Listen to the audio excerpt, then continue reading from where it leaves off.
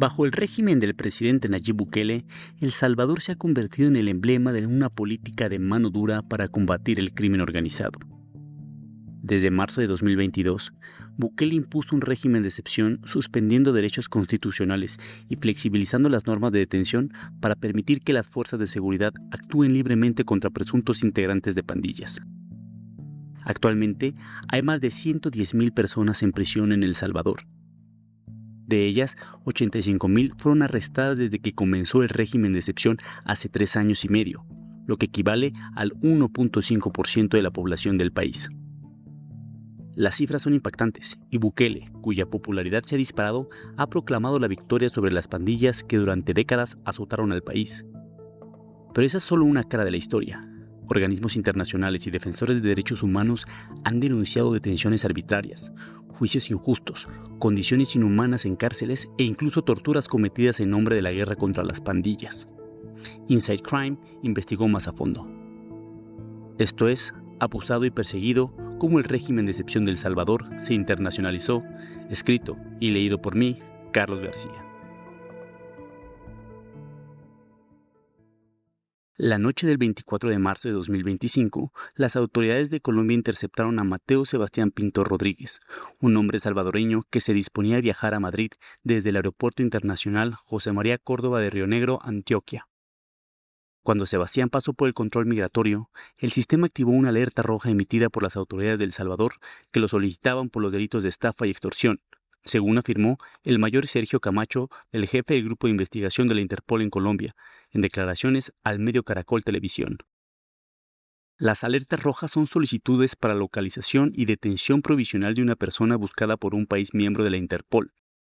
Aunque estas notificaciones no son una orden de arresto internacional, representan un aviso oficial de que la persona es buscada por la justicia con miras a su extradición y enjuiciamiento. Con base en esa notificación, la policía de Colombia capturó a Sebastián.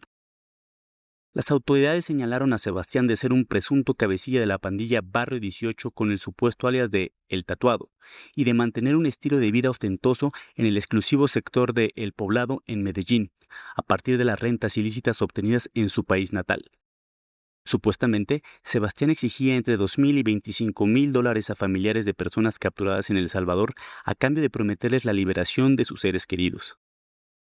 Estas acusaciones en contra de Sebastián se han dado en medio del régimen de excepción de El Salvador, una despiadada ofensiva contra las pandillas decretadas por el presidente Nayib Bukele en marzo de 2022. Desde entonces, en el país no existen garantías constitucionales. Se ha suspendido el derecho a la legítima defensa y proliferan las detenciones arbitrarias y las violaciones a los derechos humanos. Desde el inicio del régimen se han capturado más de 85,000 personas, según la Policía Nacional Civil de El Salvador, una cifra que incluye a aquellos que han terminado sus condenas y han sido recapturados a la salida de las cárceles. La información que señala a Sebastián como pandillero proviene de este gobierno que ha suspendido derechos fundamentales y ha sido tomada como verdad absoluta y replicada por los medios colombianos, salvadoreños y regionales. Sin embargo, Inside Crime analizó decenas de documentos judiciales y otras fuentes de información, como la formación académica, la historia de vida y los tatuajes de Sebastián, que indican que no pertenece a ninguna pandilla ni tiene delitos pendientes con la justicia. Su caso revela cómo la erosión de las garantías procesales en El Salvador ha abierto la puerta a la persecución de salvadoreños, incluso más allá de las fronteras del país, bajo cargos infundados o manipulados. Esta persecución también ha puesto recientemente en la mira a defensores de derechos humanos, opositores políticos y periodistas que han buscado el exilio.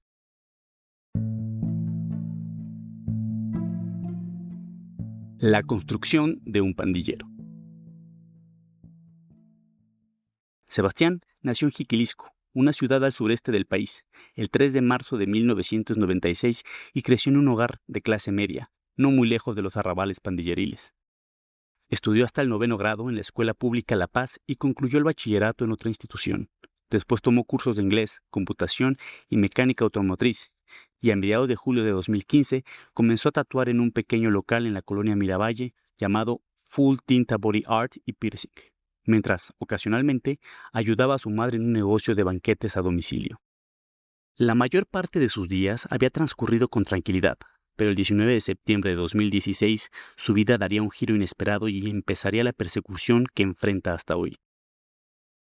Sebastián volvía de una fiesta y antes de llegar a su casa, alrededor de la 1 de la madrugada, se detuvo en una tienda del barrio a comprar un Gatorade.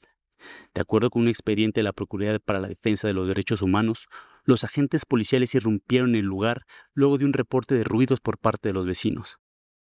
En ese momento, le pidieron a Sebastián que saliera, a lo que él se negó, y los agentes policiales procedieron a sacarlo a la fuerza, propinándole varios golpes en todo el cuerpo durante casi 15 minutos. Posteriormente, lo detuvieron por el delito de resistencia a la autoridad. Sebastián denunció a 2 de los autores de dichas agresiones, los policías Eduardo Enrique Urrutia Guzmán y Alfonso Cortés Nerio, quienes fueron condenados por el delito de lesiones en perjuicio de la integridad personal de Sebastián, según documentos judiciales a los que Inside Crime tuvo acceso. Después de efectuar dicha denuncia, Sebastián también declaró que agentes policiales intensificaron las amenazas en su contra.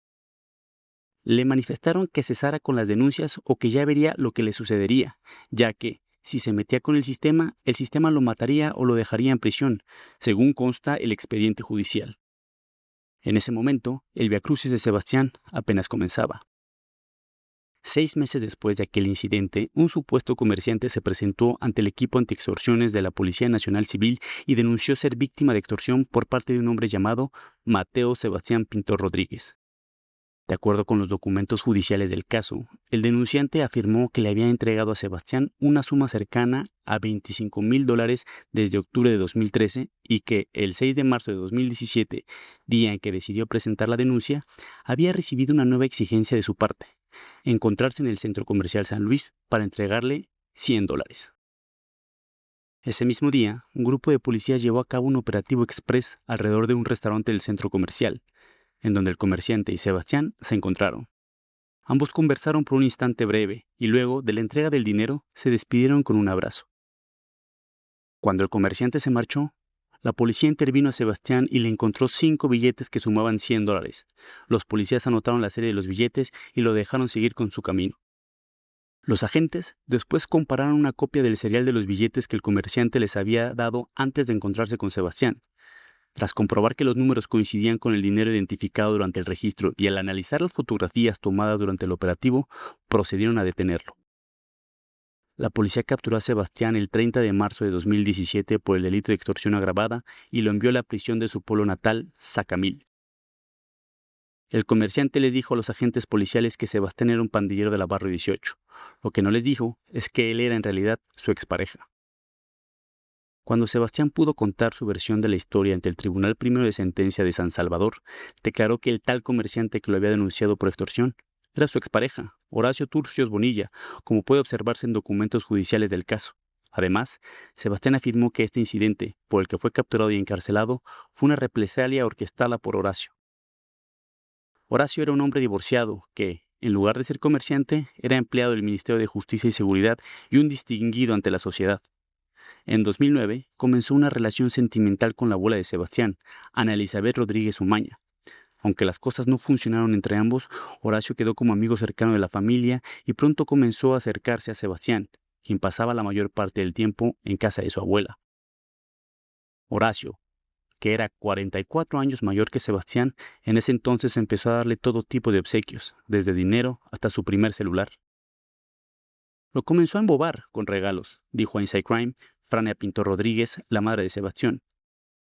Mi madre no se tomó mal porque él estudiaba y era necesario tener comunicación con él por la situación delincuencial. Para mi madre fue una bendición, ya que ella no lo podía comprar ni yo. Frania tampoco se tomó mal estos regalos y, según afirmó, jamás tuvo sospechas de que Horacio tuviera una intención más que paternal con Sebastián.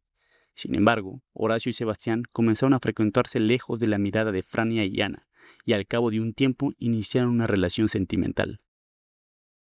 Pero cuando se encontraron en el centro comercial de San Luis aquel día de marzo, su relación ya había terminado. Era también un momento tenso entre ambos, pues según consta en los documentos judiciales, Sebastián declaró a las autoridades que se había negado a participar en el autorrobo de un vehículo que su ex había organizado en 2016. Y fue por esta negativa que Horacio había tomado represalias contra él. Sebastián también afirmó ante los tribunales que había acordado encontrarse con Horacio en el centro comercial ese día porque su expareja le iba a prestar una tarjeta de circulación vehicular que usaría para celebrar su cumpleaños.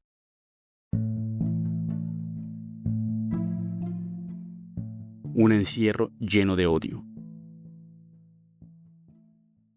Frania, quien era policía en ese entonces, lo visitó poco después de su captura y notó que su hijo tenía dificultades para caminar y sentarse. Sebastián le manifestó que unos agentes policiales lo habían golpeado en el abdomen, espalda y ambas rodillas. También le dijo que le propinaron 2 descargas eléctricas y lo amenazaron con matarlo y violarlo por haber denunciado a miembros de la Policía Nacional, según consta en una denuncia que Frania interpuso ante la Procuraduría de Derechos Humanos en abril de ese mismo año. Inside Crime tuvo acceso a unos videos en los que se puede observar las deplorables condiciones de salud de Sebastián. Al ver a Sebastián en ese estado, Frania no solo emprendió una lucha para que su hijo alcanzara justicia, sino que hizo una solicitud oficial a la Procuraduría de Derechos Humanos para que verificara la situación de salud de su hijo. Después de la primera inspección del personal de la entidad, en abril, Sebastián fue trasladado a otro edificio donde finalmente pudo descansar. Con el tiempo, Sebastián se recuperó de sus heridas y durante los meses siguientes, mientras avanzaba su proceso judicial, recibió varias visitas de la Procuraduría de Derechos Humanos. Luego de cada encuentro, los representantes de la entidad elaboraron actas que documentaban la situación de Sebastián y, en algunas de estas, se evidenciaron circunstancias incompatibles con el perfil de un pandillero. Por ejemplo, en un acta con fecha de enero de 2018, se indica que Sebastián se encontraba recluido en una celda junto a personas no pertenecientes a pandillas. En ese entonces, encerrar a un pandillero con civiles era algo impensable, pues los pandilleros deberían ser puestos en celdas con otros pandilleros. Pero esto no sucedió con Sebastián. A mediados de abril de 2018, el Juzgado Segundo de Sentencia de San Salvador emitió una condena de 15 años de cárcel para Sebastián por el delito de extorsión agravada. Sin embargo, después de una apelación en septiembre del mismo año, el Tribunal Tercero dejó sin efecto la detención provisional en su contra y ordenó poner en libertad inmediata a Sebastián. Sebastián regresó a casa, pero el acoso policial continuó. En julio de 2019 fue nuevamente detenido por el delito de receptación, específicamente por no tener la documentación que acreditara la propiedad legítima de un celular que portaba al momento de una inspección. 2 días más tarde, luego de otorgar copias del recibo del teléfono, recobró su libertad. Al mismo tiempo, su juicio por el caso de la supuesta extorsión seguía avanzando, hasta que en febrero de 2021, luego de analizar todo el material probatorio facilitado por Sebastián, el tribunal declaró en firme la sentencia que lo absuelve de responsabilidad penal y civil por el delito de extorsión agravada. El juez, además, agregó que esta fue una investigación que arrojó muchas inconsistencias y exhortó a la Fiscalía a investigar una posible comisión de fraude procesal.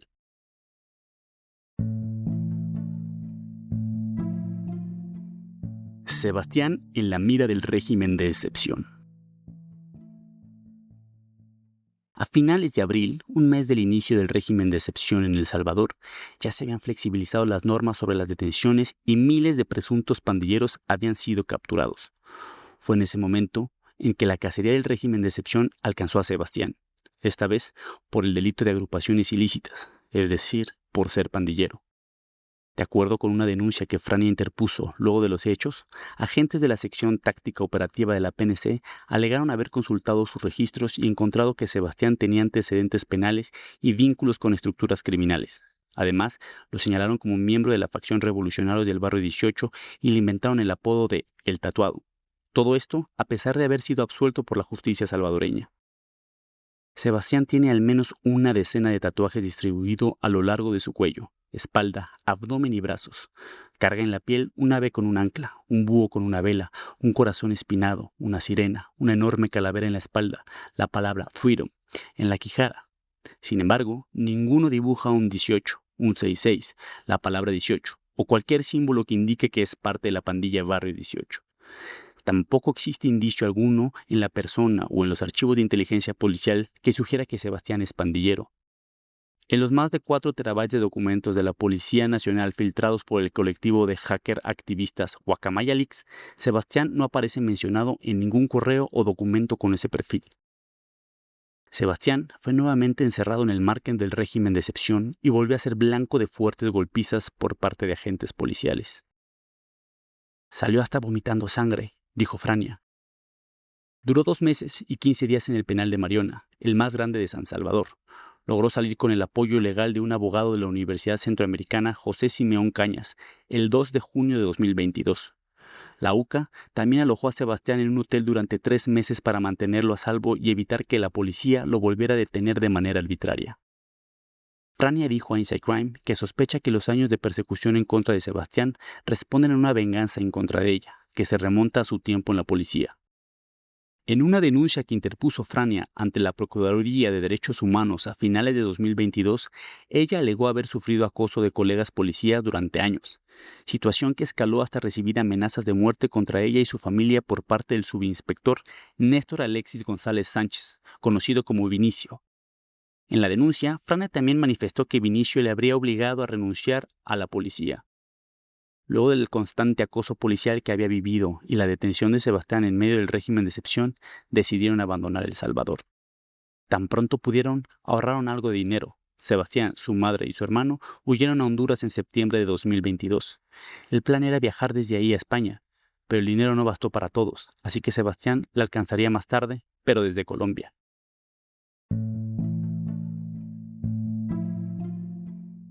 Sebastián en Colombia. Mientras reunía más dinero para reencontrarse con Frania, Sebastián decidió viajar de Honduras a Colombia el 30 de diciembre de 2022, pues la vida en territorio colombiano le resultaba más barata y además en la ciudad de Medellín tenía un viejo amigo que podía echarle una mano. A cabo de un tiempo, a través de su amigo, conoció a un hombre adinerado con el que inició una relación y comenzaron a vivir juntos. Luego de meses que se volvieron años, llegó el día de viajar a España para encontrarse con Frania. Sin embargo, el 24 de marzo de 2025, debido a la alerta roja de Interpol, Sebastián fue detenido antes de viajar. El día de su captura portaba un documento de identidad colombiano. Frania dijo a Inside Crime que la necesidad de protegerse y evitar otra detención injustificada motivó a Sebastián a emitir una identificación colombiana.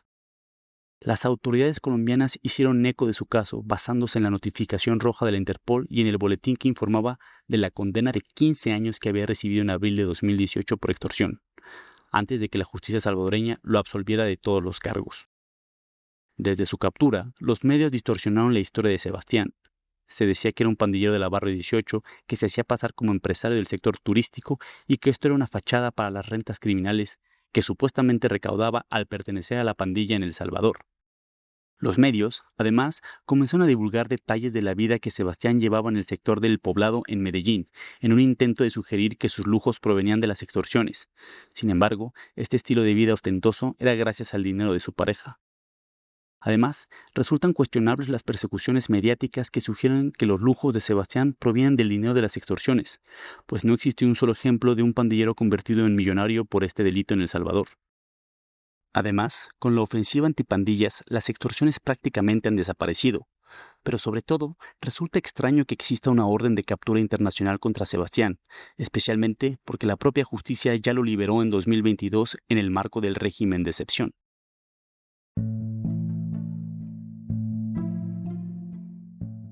La persecución internacional. Bajo el régimen de excepción, el caso de Sebastián está lejos de ser un hecho aislado.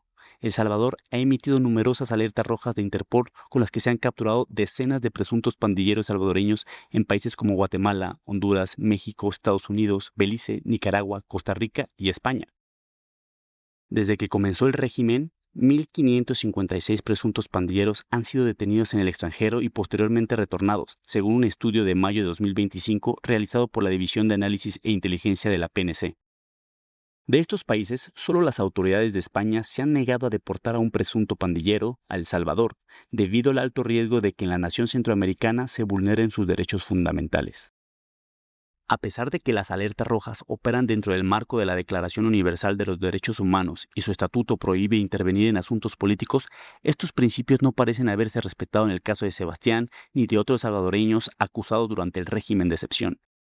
Si bien muchos de los objetivos son, efectivamente, pandilleros y expandilleros, la persecución internacional también ha sido una amenaza para quienes han buscado escapar de la persecución política de Bukele, incluyendo personas defensoras de los derechos humanos y periodistas.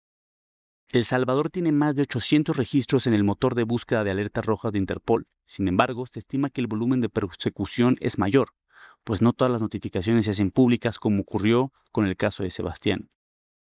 Sebastián se encuentra recluido en la cárcel de La Picota en Bogotá, junto con narcotraficantes extraditables.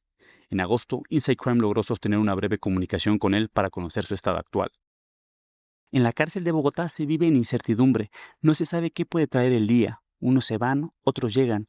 Estoy a la espera de qué pueda pasar con respecto a una posible extradición, dijo Sebastián. Sebastián también aprovechó para defender su postura y reiterar que no es pandillero. No soy pandillero porque elegí otro camino para mi vida. Las personas no son pandilleras por naturaleza, sino que muchas veces llegan a eso por presión social, necesidad económica, búsqueda de identidad o protección o por falta de alternativas, agregó. A diferencia de ellos, tengo metas de vida, valores y principios. Rechazo la violencia en su totalidad. Mientras tanto, Fran está impaciente y desesperada. Ninguna ONG ha querido tomar su caso por estar relacionado con pandillas salvadoreñas. La justicia colombiana no le ha proporcionado ningún abogado de oficio y los pocos que ha logrado contactar quieren cobrarle cantidades de dinero absurdas. No encuentra paz, y como si fuera poco, su madre Ana fue capturado el pasado 14 de agosto de 2024 por presuntos vínculos con las pandillas. Frania no sabe nada de ella hasta hoy.